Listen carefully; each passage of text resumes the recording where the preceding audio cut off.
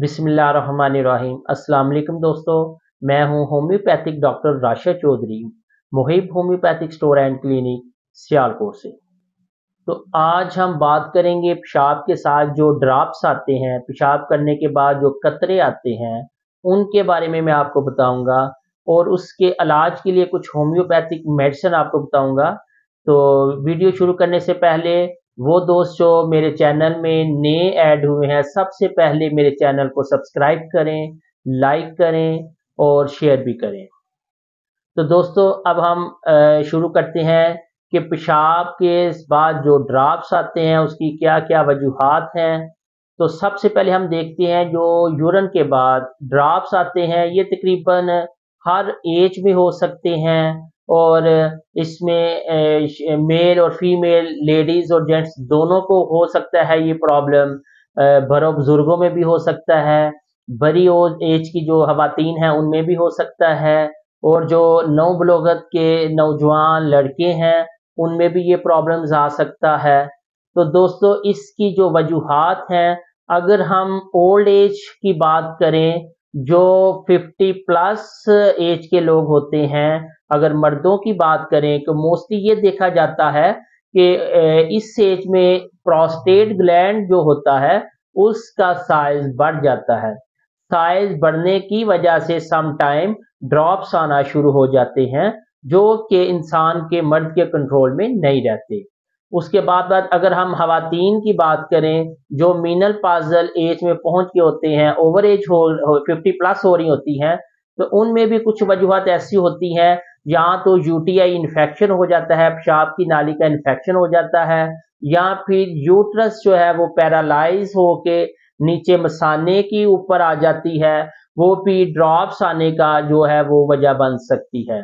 तो इसी तरह हम अगर जो नौजवान लड़के हैं जो नवबलूगत की उम्र में पहुंचते हैं, उनकी अगर बात करें तो उनमें भी इस तरह की प्रॉब्लम आ जाती हैं। जब सेक्सुअल हैबिट्स जो है इंसान के अंदर, बच्चों के अंदर आना शुरू हो जाती हैं, तो उसमें एक चेंजिंग आती है, तो उसमें आकर भी पेशाब के ड्रॉप्स आना शुरू हो सकते हैं। जब इस एज में आकर लड़के खुद को मिसयूज करना शुरू कर देते हैं और उनका मसाना वीक हो जाता है, उसकी वजह से भी इस तरह के इश्यूज आ सकते हैं। तो इसके साथ साथ अगर यूटीआई इन्फेक्शन किसी को हो जाता है तो उनको भी यूरिन के बाद ड्रॉप्स आ सकते हैं। तो सम टाइम ऐसा होता है कि पेशाब की जो नाली होती है उसके अंदर वाली जो झिल्ली होती है जिसको हम यूरिथ्रा कहते हैं, उसमें अगर इन्फेक्शन हो जाए, नाली श्रिंक हो जाए, तो उससे भी बाज़ का ड्रॉप्स आ सकते हैं। तो दोस्तों ये कुछ एक वजूहात थी पेशाब के बाद जो ड्रॉप्स आने की। तो अब मैं आपको कुछ ऐसी होम्योपैथिक मेडिसिन बताऊंगा जो कि इस आपकी इस प्रॉब्लम को ख़त्म करने में पूरा अफेक्ट करती हैं। तो दोस्तों सबसे पहली मेडिसिन जो पेशाब के बाद ड्रॉप्स आते हैं उनके लिए जो होम्योपैथिक की सबसे बेहतरीन मेडिसिन है वो है कास्टिकम। कास्टिकम एक बहुत ही शानदार मेडिसिन है। पेशाब के बाद जो ड्रॉप्स आ जाते हैं उसके लिए कास्टिकम बहुत शानदार मेडिसिन है। इसको 30 पोटेंसी में इस्तेमाल करना होता है। तो इसके बाद जो दूसरी मेडिसिन वो है कोनियम। कोनियम मेडिसिन भी पेशाब के बाद जो ड्रॉप्स आते हैं उसके लिए बहुत ही अच्छी मेडिसिन है।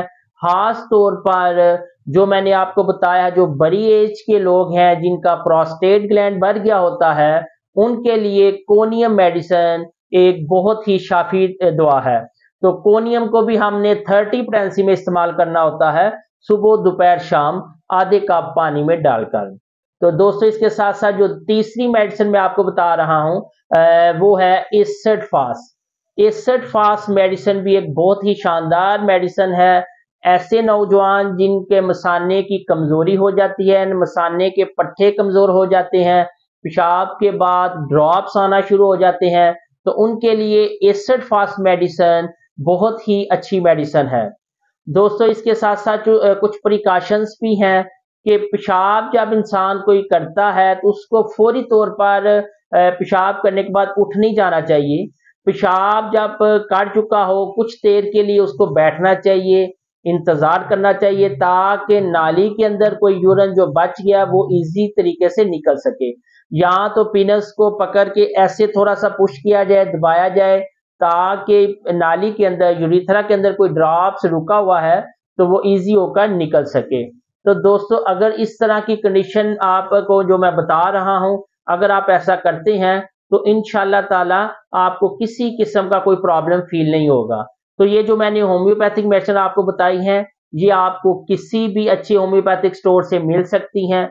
इसके अलावा अगर कोई आपको यूरिन से मुतल्लिका कोई प्रॉब्लम हो तो आप मेरे नंबर से राब्ता भी कर सकते हैं, मजीद अपनी सिम्टम्स बताकर मजीद मेडिसिन के बारे में पूछ सकते हैं। तो बहुत शुक्रिया, अल्लाह हाफिज।